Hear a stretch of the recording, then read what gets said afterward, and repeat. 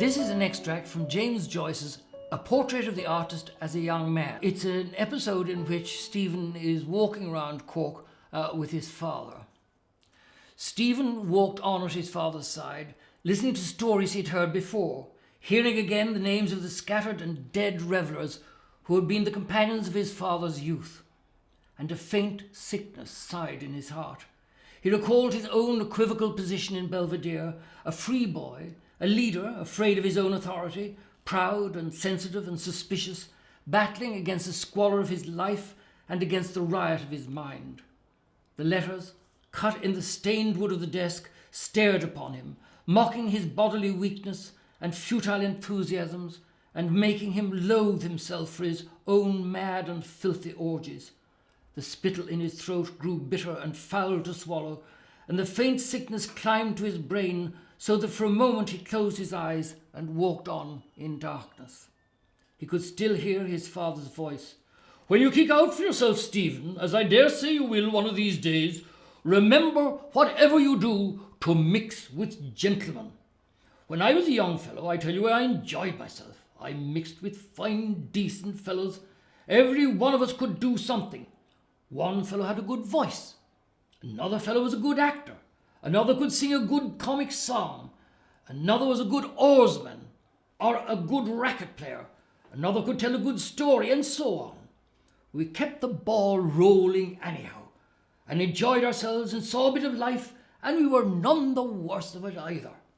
But we were all gentlemen, Stephen, at least I hope we were, and bloody good, honest Irish men too.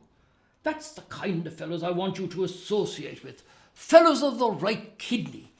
I'm talking to you as a friend, Stephen. I don't believe a son should be afraid of his father. No, I treat you as your grandfather treated me when I was a young chap. We were more like brothers than father and son. I'll never forget the first day he caught me smoking. I was standing at the end of the South Terrace one day with some maneens like myself, and sure we thought we were grand fellows because we had pipes stuck in the corners of our mouths. Suddenly the governor passed. He didn't say a word or stop even.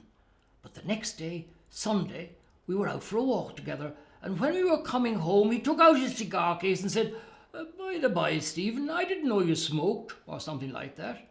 Of course, I tried to carry it off as best I could. "If you want a good smoke," he said, "try one of these cigars. An American captain made me a present of them last night in Queenstown." Stephen heard his father's voice break into a laugh which was almost a sob. "He was the handsomest man in Cork at that time. By God, he was. The woman used to stand to look after him in the street."